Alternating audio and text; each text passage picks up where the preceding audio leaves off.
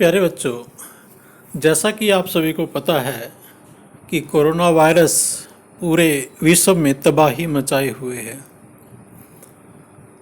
अभी तक के आंकड़ों के अनुसार विश्व भर में 3 लाख से ऊपर व्यक्तियों की इससे मौत हो चुकी है और करीब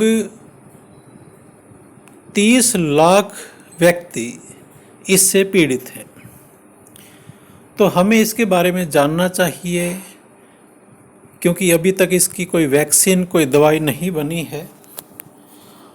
और जब तक इसकी दवाई नहीं बनती, कोई वैक्सीनेशन नहीं मिलता, टीका नहीं बनता, तो इसकी जानकारी ही इसका बचाव है। तो हमें आज के इस वीडियो लेक्चर में हम कोरोना वायरस के बारे में कुछ बातें जानेंगे।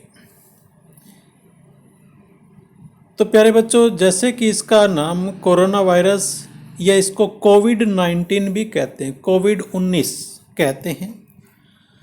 सबसे पहले ये चीन के अंदर, वुहान प्रांत के अंदर वजूद में आई और इसलिए इसको वुहान वायरस या चीनी वायरस भी कहा जाता है।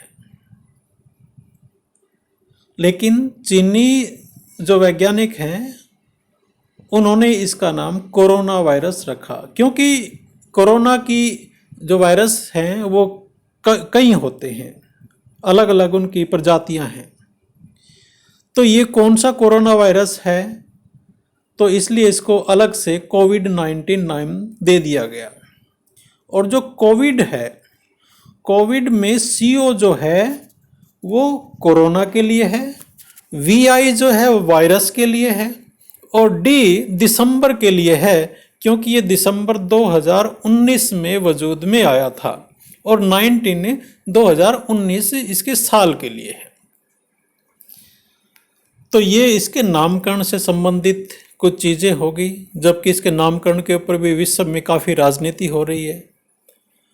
कोई कहता है कि इसको जानबूझकर चीन ने फैलाया है, चीन अमेरिका के ऊपर आरोप लगाता है, लेकिन ये एक सच्चाई है कि ये चीन से निकला है। तो हमें इसके लक्षणों के बारे में ज़रूर पता होना चाहिए।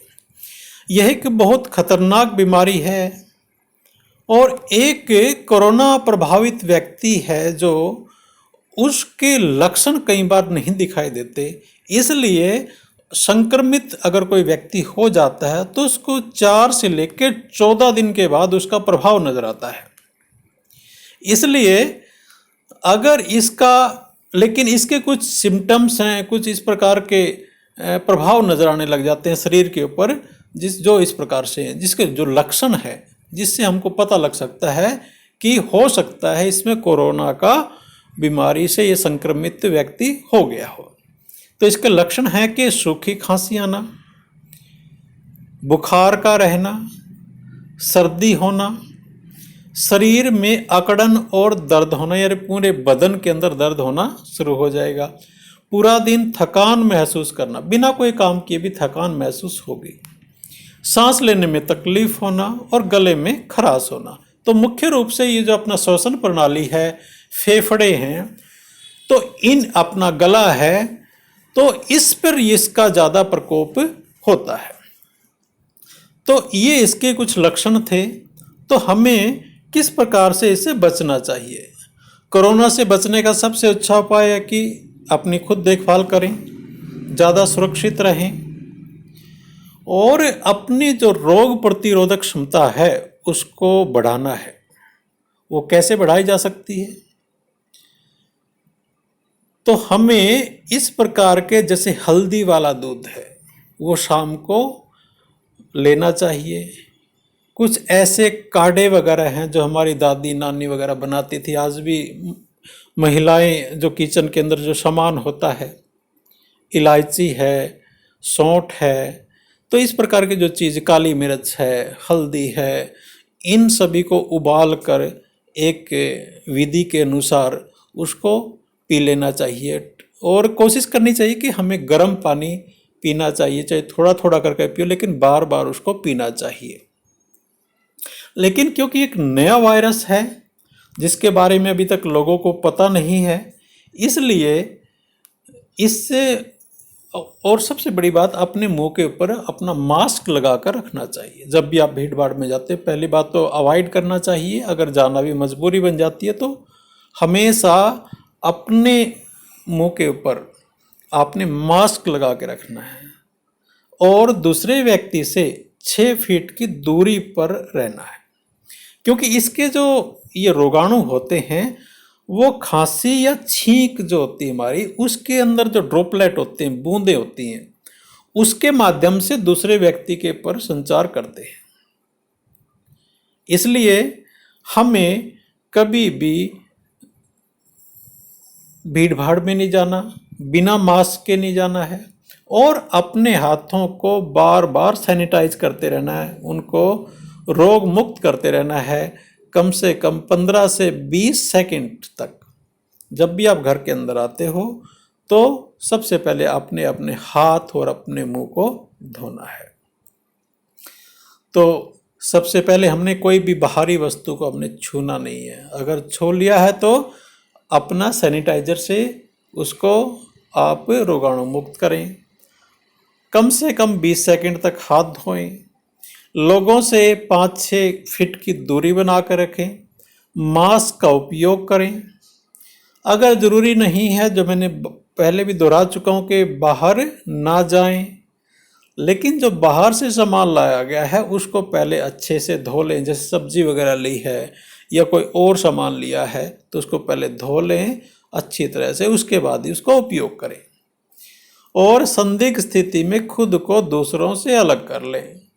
अगर कोई किसी भी व्यक्ति के अंदर ऐसा लक्षण आ जाते हैं तो उसको कोशिश करनी चाहिए कि वो दूसरे परिवार के सदस्यों से ज़्यादा घुले मिले नहीं और थोड़ा अपने आप को अलग कर ले। और इस दौरान कहीं भी यात्रा करने से बचना चाहिए, जिससे और भी लोगों को उसका संक्रमण हो सकता है। प्यारे बच्चों, आपको पता है कि अमेरिका वगैरह, इटली है, फ्रांस है, इंग्लैंड है, ये ऐसे देश हैं जहाँ की जो मेडिकल की सुविधाएं हैं वो बहुत अच्छी स्थिति में हैं, लेकिन वहाँ पर भी जो मृत्यु के आंकड़े हैं वो चौंकाने वाले हैं और बहुत ज़्यादा संख्या में हैं। इसलिए भारत में जिस प्रकार से जनसंख्या का घनत्व भी ज़्यादा है, मेडिकल जो फैसिलिटी है, चिकित्सा की जो फैसिलिटी है वो भी इतनी अच्छी उम्दा स्थिति में नहीं है। इसलिए हमें अपने बचाव करके ही रहना चाहिए और समाज को भी बचाने में, देश को बचाने में इस अपना एक खुद का रोल निभाना चाहिए। सरकार ने भी लॉकडाउन किया था, लेकिन उससे स्थिति काफ़ी गंभीर होने से बची है, ये हर कोई मानता है। लेकिन अनिश्चित काल के लिए कोई भी लॉकडाउन नहीं हो सकता। इसलिए हमें जितने भी दिशा निर्देश दिए गए हैं सरकारों के माध्यम से, उनका पालन करना चाहिए। और तभी जब देश का हर नागरिक जागरूक होगा तभी हम इस कोरोना वायरस को, इस बीमारी को हरा सकते हैं। हम अपनी रक्षा करें, इतना ही काफ़ी है। तो प्यारे बच्चों, आप इसके प्रति जागरूक रहें, सचेत रहें और इसी में देश और मानव सभ्यता की भलाई है। धन्यवाद। जय हिंद।